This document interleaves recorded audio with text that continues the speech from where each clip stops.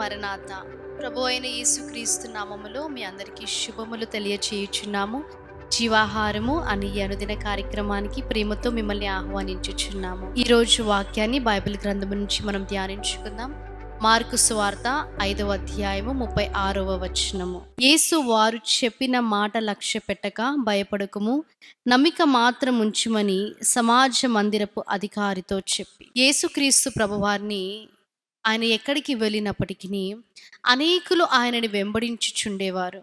అదే సమయంలో ఈ సమాజ మందిరపు అధికారి అయిన యాయిరు కూడా ఆయన దగ్గరికి వచ్చి ఆయన పాదముల మీద పడి మరి వారి కుమార్తె చనిపోయే పరిస్థితిలో ఉందని వచ్చి స్వస్థపరచాలని బతిమాలుకుంటున్నాడు. యేసుక్రీస్తు ప్రభువారు కూడా ఆయనతో బయలుదేరి రావడము మనము చూస్తాం.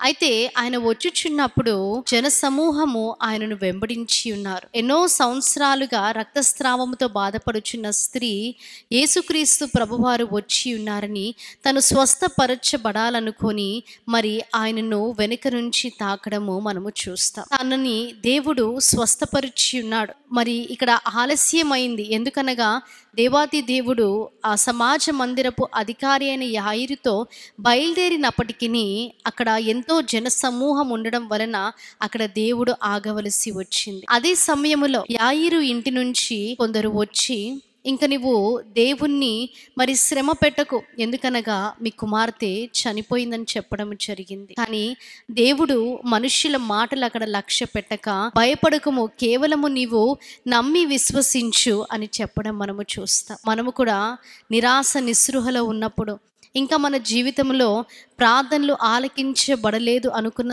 సమయంలో, లేదా ఇంకా సమస్తము అయిపోయింది, ఇంకా నేను ఏమీ చేయలేను అనే పరిస్థితికి మనము వచ్చినప్పుడు అనేకులు మనకి సలహాలు ఇస్తూ ఉంటారు. ఇంకా నీవు ఏమి ప్రార్థన చేస్తావులే, ఇంకా ఎన్ని రోజులు నీవు ప్రార్థన చేస్తావు, నీ ప్రార్థనకు జవాబు రాదు అని అనేకులు మనకు చెప్పేవారుగా ఉంటారు. కానీ మన విశ్వాసం యందు మనము సడలిపోకూడదు. ఇక్కడ దేవుడు అదే చెప్పుచున్నారు, నమ్మిక మాత్రం ఉంచుమని చెప్పుచున్నారు. నీవు కేవలము నమ్ము.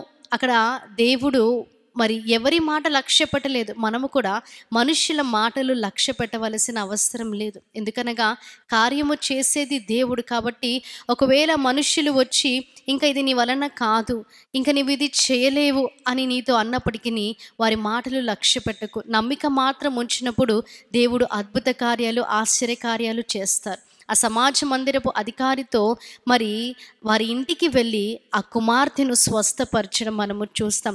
చనిపోయిన కుమార్తె తిరిగి లేచినట్లు అక్కడ రాయబడి ఉంది. కాబట్టి ఆయన యందు మనము విశ్వాసం ఉంచినప్పుడు, కేవలము నమ్మకం మాత్రము ఉంచినప్పుడు ఆయన కార్యాలు చేసే దేవుడుగా ఉన్నాడు. కాబట్టి మన శ్రమలలో అయినా, కష్టాల్లో అయినా, ఆపదలో అయినా, మన పరిస్థితి ఎలా ఉన్నా సరే ఆయన యందు మనము విశ్వాసం ఉంచి మనుష్యుల మాటలు లక్ష్య పెట్టక దేవుని వైపు మనము చూచినప్పుడు ఆయన కార్యము చేసే దేవుడిగా ఉన్నారు. ఇటు వాక్య వర్తమానాన్ని దేవుడు మీ వినికిడిలో, హృదయములో దీవించి ఆశీర్వదించునుగాక. ఆమేన్. ప్రార్థన చేసుకుందాము. మహాగణుడా, మహోన్నతుడా, సకల ఆశీర్వాదాలకు కారణభూతుడవైన దేవా, మీకు స్తుతులు, స్తోత్రాలు. మార్కు సువార్త 5వ అధ్యాయము 36వ వచనం నుంచి మీరు మాతో మాట్లాడి ఉన్నారు. అవును తండ్రి, ఈరోజు అనేకులు తండ్రి వారి స్థితిని బట్టి వారు భయపడుచున్నారు. భయపడకము, కేవలము నమ్మిక మాత్రం ఉంచుమని అలనాడు తండ్రి సమాజ మందిరపు అధికారి అయిన యాయిరుతో మీరు మాట్లాడి దేవా వారి కుటుంబ జీవితంలో తండ్రి మీరు కార్యము చేసి ఉన్నారు. అట్టి పరిస్థితుల్లో ఎవరైనా ఉన్నారేమో తండ్రి దేవా, ఈ ఉదయకాల సమయమున వాక్యం ద్వారా మీరు మాట్లాడి ఉన్నారు. ప్రతి విధమైన భయాన్ని తండ్రి మీరే తొలగించి మీరే వారిని దీవించి ఆశీర్వదించండి. యేసుక్రీస్తు నామములో అడిగి వేడుకుంటున్నాం ప్రియ పరలోకపు తండ్రి. ఆమేన్. అందరికీ మరణాత. దేవుడు మిమ్మల్ని అందరినీ దీవించి ఆశీర్వదించునుగాక.